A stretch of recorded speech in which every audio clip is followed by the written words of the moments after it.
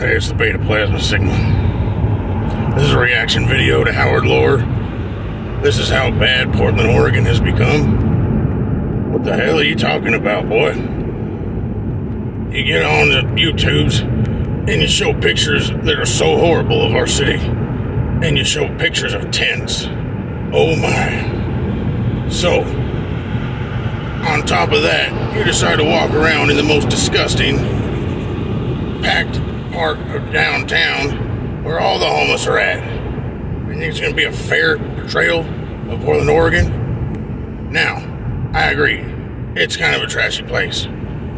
But it's so beautiful in so many ways, bro.